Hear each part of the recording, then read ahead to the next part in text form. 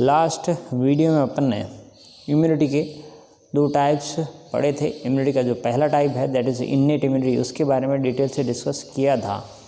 तो इम्यूनिटी या immune system दो टाइप का, या इम्यूनिटी दो टाइप की होती है। फर्स्ट इज इन्नेट या इनबॉर्न, यानी जो by birth God gifted present होती है दैट इज़ इन्नेट इम्यूनिटी या इनबॉर्न। दूसरा जो टाइप था that is acquired immune system या इम्यूनिटी। इसके बारे में अपन डिटेल से देखते हैं आज एक्वायर्ड इम्यूनिटी के बारे में। तो लास्ट क्लास में ये पढ़ा था, आज अपन इसके बारे में डिस्कस करते हैं। एक्वायर्ड इम्यूनिटी को एडप्टिव इम्यूनिटी भी कहा जाता है। एडप्टिव इम्यूनिटी, इसके अलावा इसको स्पेसिफिक इम्यूनिटी भी कहते हैं। स्पेसिफिक इम्यूनिटी, स्पेसिफिक इम्यूनिटी क्यों कहा जाता है या एडप्टिव इम्यूनिटी क्यों कहा जाता है? कारण है एडेप्टेशन आता है आफ्टर अ चेंज। एक बार एंटीजन के फॉर्म में कोई बाहरी पैथोजन है, बैक्टीरिया है, वायरस है, बाहरी एनवायरनमेंट से अपने बॉडी में एंटर करता है, उसके बाद उसके अगेंस्ट में एंटीबॉडी बनती है। यानी जो एंटीबॉडी बन रही है कब बन रही है? एंटीजन या पैथोजन के एंटर होने के बाद।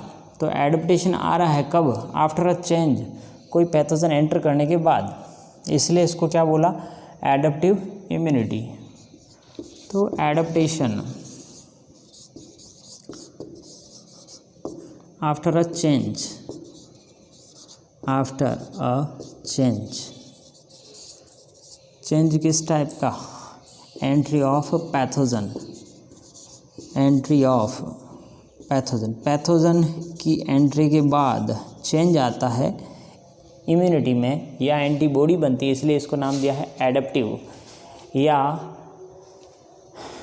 या एक्वायर्ड इम्यूनिटी। दूसरा, इसको स्पेसिफिक इम्यूनिटी भी कहा जाता है। क्यों? कारण है ये हर एक बैक्टीरिया या हर एक वायरस के प्रति स्पेसिफिक होती है। यानी जो बैक्टीरिया एंटर करेगा बॉडी के अंदर उसी के अगेंस्ट में स्पेसिफिक एंटीबॉडी का प्रोडक्शन किया जाता है। इसका मतलब ये हुआ जो वायरस आप आज तक आपकी बॉडी में एंटर नहीं किया है या जो बैक्टीरिया आज तक आपकी बॉडी में एंटर नहीं हुआ है उसके अगेंस्ट में आपकी बॉडी के अंदर किसी भी तरह की एंटीबॉडी नहीं हो सकती। विदाउट वायरस एंट्री आपकी बॉडी के अंदर उस वायरस के अगेंस्ट में एंटीबॉडी नहीं हो सकती। तो स्पेसिफिक इम्यूनिटी क्यों? स्पेसिफिसिटी कब आती है? After antigen recognition. तो आफ्टर एंटीजन शब्द यूज लिया है बैक्टीरिया के लिए और पैथोजन के लिए। शॉर्ट फॉर्म में इसको अपन लिखते हैं AG। आफ्टर एंटीजन रिकॉग्निशन, यानी एंटीजन बैक्टीरिया वायरस को पहचानने के बाद after antigen recognition antibody production start. Antibody को शॉर्ट फॉर्म में अपन AB लिख रहे हैं। Antibody production start. तो हर एक बैक्टीरिया के लिए या हर एक वायरस के लिए स्पेसिफिक एंटीबॉडी प्रोड्यूस की जाती है। बैक्टीरिया या वायरस के लिए वर्ड यूज ले रहे हैं क्या? एंटीजन। तो ये है आपके एक्वायर्ड इम्यूनिटी। अब इसके कैरेक्टर देखते हैं कि एक्वायर्ड इम्यूनिटी के कैरेक्टर क्या है या लक्षण क्या है। तो ध्यान रखना है, इसको एडेप्टिव इम्यूनिटी क्यों कहा या स्पेसिफिक इम्यूनिटी क्यों कहा? कारण है हर एक बैक्टीरिया या हर एक वायरस के अगेंस्ट में स्पेसिफिक एंटीबॉडी बनाई जाती है। It means without entry of virus, entry of pathogens या वायरस, पैथोजन वर्ड दोनों के लिए यूज़ लिया जा रहा है, बैक्टीरिया और वायरस। तो without entry of pathogen there is not any antibody against that pathogen. तो कोई वायरस आपकी बॉडी में एंटर नहीं हुआ है आज तक, तो उसके अगेंस्ट में आपकी बॉडी में उसके खिलाफ एंटीबॉडी भी नहीं हो सकती। तो वायरस या बैक्टीरिया के लिए वर्ड यूज़ लिया है क्या, एंटीजन, जबकि एंटीबॉडी उसके अगेंस्ट में बनती है अपनी बॉडी में। तो एक्वायर्ड या एडाप्टिव इम्यून सिस्टम, इसके कैरेक्टर देखते हैं अब कि इसके लक्षण क्या क्या होते हैं। कई बार पूछा जाता है कि एडाप्टिव इम्यूनिटी क्या होती है, उसके कैरेक्टर बताइए। तब बात करते हैं किसके बारे में, एक्वायर्ड इम्यूनिटी।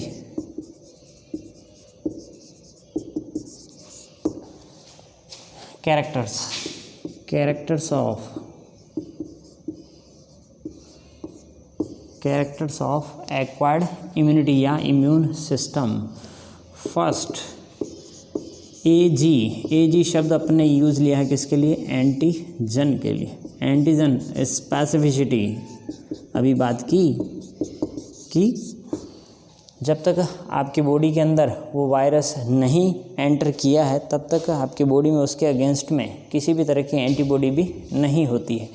तो एंटीजन स्पेसिफिसिटी कहने का मतलब है हर एक बैक्टीरिया के लिए, हर एक वायरस के लिए स्पेसिफिक तरह की एंटीबॉडी प्रोड्यूस की जाती है। इसी को कहते हैं एंटीजन स्पेसिफिसिटी या एंटीजन विशिष्टता।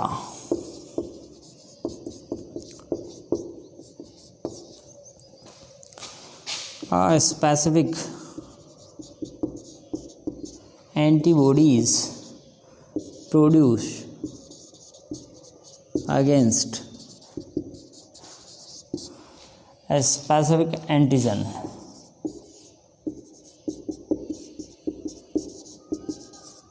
तो स्पेसिफिक एंटीबॉडी प्रोड्यूस की जाती है किसके अगेंस्ट में, स्पेसिफिक एंटीजन।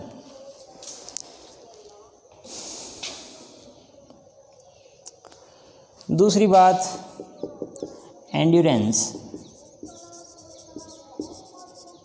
एंड्योरेंस का मतलब होता है लॉन्ग टाइम तक वो एंटीबॉडी आपके शरीर में काम करती रहेगी। जैसे किसी वायरस ने एंटर किया आपकी बॉडी में, एंटर करने के बाद उसके अगेंस्ट में आपके बॉडी के अंदर मेमोरी सेल्स बना ली जाती है। वो मेमोरी सेल्स लॉन्ग टाइम तक काम करती है। यानी जैसे कोई एंटीजन है या कोई बैक्टीरिया वो आपकी बॉडी में एंटर किया है तो फर्स्ट टाइम तो टाइम लगता है इम्यून सिस्टम को काम करने में, लेकिन जब वो एंटर हुआ उसके अगेंस्ट में कुछ मेमोरी सेल्स भी बना ली ताकि दोबारा सेकंड टाइम उसी वायरस का या उसी बैक्टीरिया का इन्फेक्शन हो तो कम समय में उस बैक्टीरिया को या उस वायरस को आपके ब्लड से रिमूव किया जा सके। इसको कहते हैं एंड्योरेंस। तो if any pathogen enter in your body या इन योर ब्लड कह सकते हैं या बॉडी में, if any pathogen enter in your body some memory sales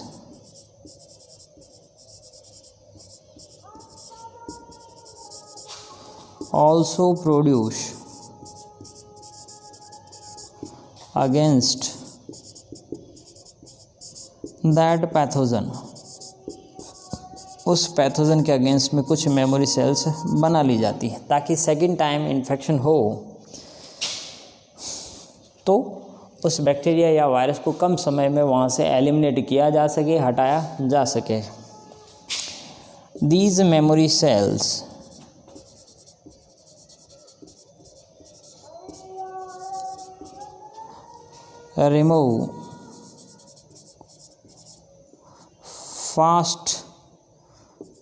remove fast that particular pathogen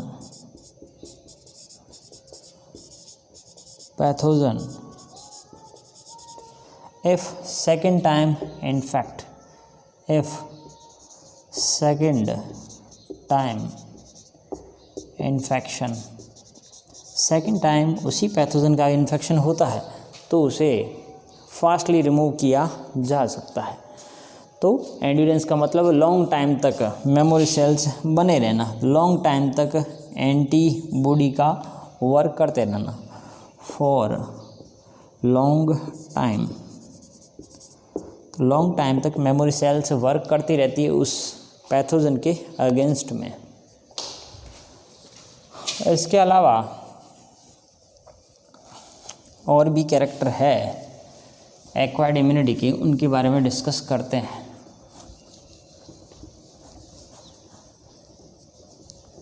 third character इसका सेल्फ रिकॉग्निशन। सेल्फ रिकॉग्निशन यानी खुद के बॉडी के सेल्स को पहचानना, यानी एंटीबॉडीज ऐसी नहीं बने कि खुद के बॉडी की सेल को ही न पहचाने, खुद की बॉडी के सेल के अगेंस्ट में ही काम करना शुरू कर दे। जो हेल्दी सेल्स होती है या जो अपने बॉडी के अंदर प्रोटीन पार्टिकल्स होते हैं उन्हीं को ख़त्म करना, उन्हीं को एलिमिनेट करना शुरू कर दे, ऐसा नहीं होना चाहिए। तो खुद की सेल्स या खुद के प्रोटीन पार्टिकल्स को पहचानना आना चाहिए। तो एक्वायर्ड इम्यूनिटी में सेल्फ सेल और particles recognition,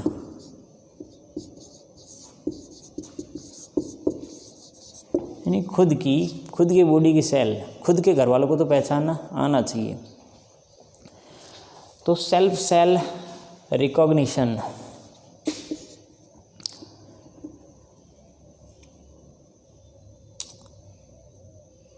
in this condition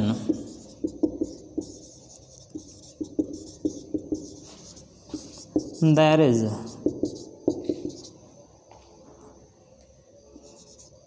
no any antibodies production against self body cells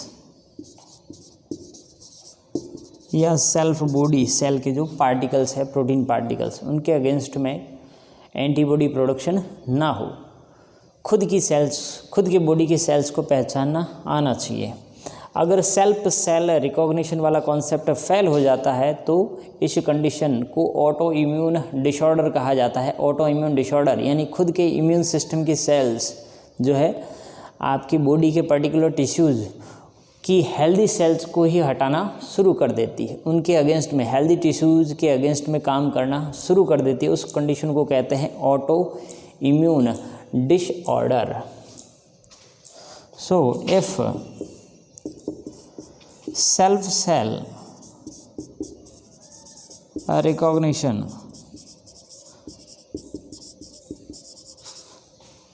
अगर सेल्फ सेल रिकॉग्निशन फेल्ड हो जाए तो उस कंडीशन को क्या कहते हैं? Auto immune disorder. Auto immune disorder के एग्जाम्पल कई सारे डिजीज़ है, जैसे हाशीमोटो डिजीज़, थायराइड ग्रंथि से रिलेटेड है हाशीमोटो डिजीज़।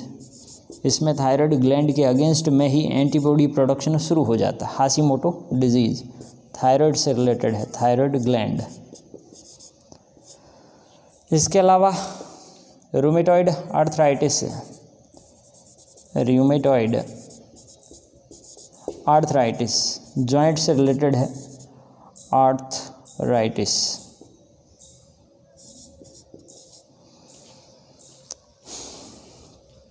इसके अलावा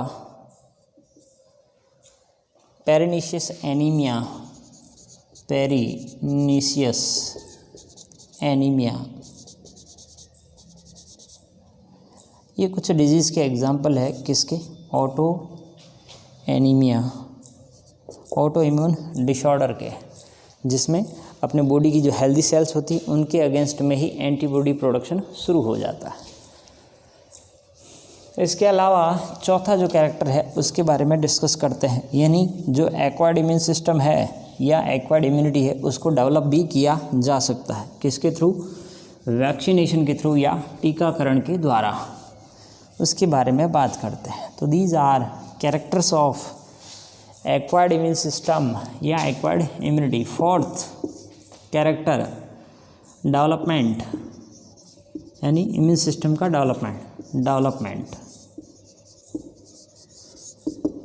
डेवलपमेंट किसका? ऑफ इम्यूनिटी या इम्यून सिस्टम का। इम्यूनिटी को डेवलप भी किया जा सकता है किसके थ्रू? बाय वैक्सीनेशन या टीकाकरण के द्वारा।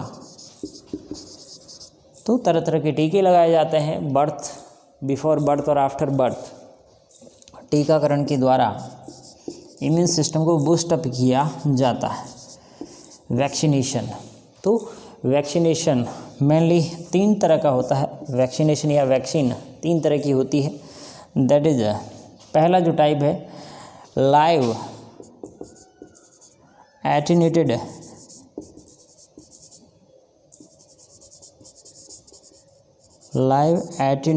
वैक्सीन। दूसरा इनएक्टिव या किल्ड वैक्सीन।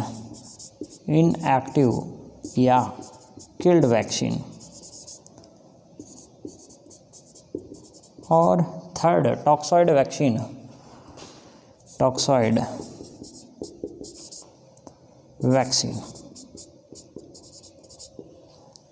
एटेन्यूएटेड नाम से पता चलता है, लाइव शब्द का अर्थ है जिंदा, बैक्टीरिया या वायरस को जिंदा रखा जाएगा। एटेन्यूएटेड शब्द का अर्थ होता है तनु या कमज़ोर करना।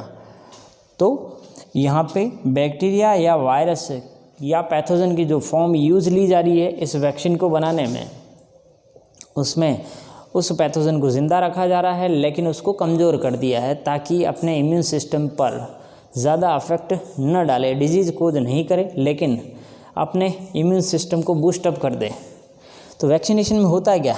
मेनली अपन सिंपल शब्दों में बात करें तो वैक्सीनेशन में अपने बॉडी को बताया जाता है कि भाई फला पैथोजन है या फला वायरस है या फला बैक्टीरिया है, वो इस टाइप का होता है। अगर आपके बॉडी में एंटर करे इस टाइप की कोई चीज़ तो उसको जल्दी से हटाना है या जल्दी से उसको एलिमिनेट करना है।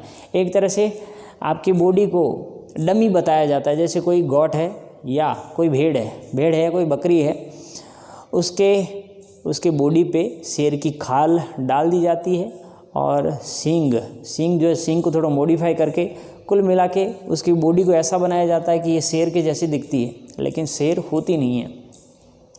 तो डमी कह सकते हैं अपन। डमी की फॉर्म में अपने बॉडी को ये पैथोजन्स दिखाए जाते हैं, बॉडी से पहचान कराई जाती है कि ऐसे वायरस या ऐसे पैथोजन आपकी बॉडी में एंटर करे तो वो एंटीजन है, उनके अगेंस्ट में एंटीबॉडी या मेमोरी सेल्स के थ्रू उनको हटाया जा सके।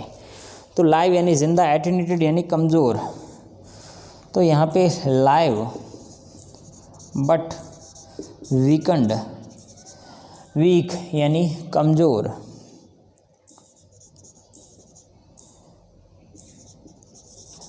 वीकंड पैथोजन यूज़। तो ऐसी वैक्सीन बनाने में किसका यूज़ होता है? जिंदा है लेकिन कमज़ोर कर दिया है पैथोजन में बैक्टीरिया, वायरस कोई भी हो सकता है।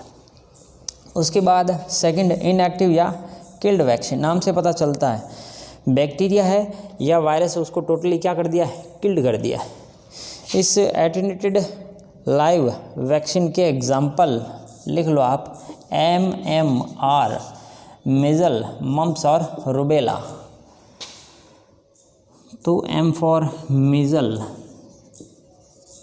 मेजल्स, मम्प्स और रुबेला, ये डिजीज़ के नाम है जिनके अगेंस्ट में टीके लगाए जाते हैं।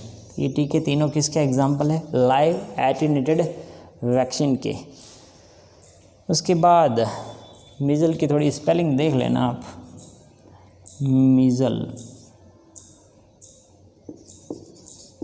मीज़ल, मम्प्स और रुबेला।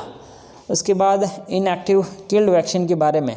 इनएक्टिव यानी जो भी पैथोजन है, बैक्टीरिया, वायरस, उसको किल कर दिया है, टोटली इनएक्टिव फॉर्म में ला दिया है, उसके टुकड़े डाले जा रहे हैं आपके बॉडी के अंदर ताकि आपकी बॉडी के अंदर उसके अगेंस्ट में मेमोरी सेल्स बन जाए कि भाई इन प्रोटीन या वायरस की आउटर कोटिंग इस टाइप की है। तो यहाँ पर क्या यूज़ लिया जाएगा? Killed pathogen used for vaccine preparation. और third category toxoid vaccine. Toxoid toxins release किए जाते हैं किससे? बैक्टीरिया या वायरस। बैक्टीरिया या वायरस की जो सेल है अपने अंदर से प्रोटीन सीक्रेशन करती है, यानी कुछ टॉक्सिन्स या जहर स्रावित करती है। तो जो पार्टिकल्स बैक्टीरिया की सेल से बाहर आ रहे हैं वो टॉक्सिन्स अपने बॉडी के अंदर डिजीज़ पैदा करते हैं, बीमारी पैदा करते हैं। तो बैक्टीरिया के अगेंस्ट में वैक्सीन नहीं बना के अपन ने बैक्टीरिया के द्वारा, बैक्टीरियल सेल के द्वारा जो सीक्रेशन किया जाता है, जो टॉक्सिन्स बाहर रिलीज किया जाता है आपकी आंतों में या जिस ऑर्गन में इसका अफेक्ट होता है वहाँ पर, उस टॉक्सिन्स या उस जहर के अगेंस्ट में एंटीबॉडी बनाई जाती है। इस तरह की वैक्सीन क्या कहलाती है? Toxoid vaccine. तो यूज किया जाता है किसका? Toxins of bacterial cell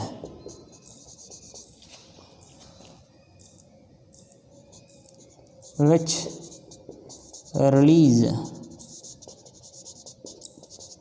from bacteria या वायरस। बैक्टीरिया वायरस के द्वारा जो टॉक्सिन्स रिलीज किए जाते हैं उसका यूज लेके उनके अगेंस्ट में वैक्सीन बनाई जाती है। तो ये 3 तरह की वैक्सीन थी इम्यूनिटी को बूस्टअप करने के लिए, यानी आपकी बॉडी में इम्यून सिस्टम को या इम्यूनिटी को डेवलप करने के लिए वैक्सीनेशन किया जाता है। तो वैक्सीनेशन 3 टाइप का होता है। एक में तो जिंदा लेकिन कमज़ोर, दूसरे में पूरा ही किल्ड या मरा हुआ बैक्टीरिया है, पैथोजन को यूज़ लिया जाता है। तीसरे में जो टॉक्सिन्स रिलीज़ किया जाता है उसको यूज़ लेके वैक्सीन बनाई जाती है। तो इसको अच्छे से रिवाइज़ करें। इसका आगे का पार्ट मैं नेक्स्ट वीडियो में अपलोड करूँगा। Thank you.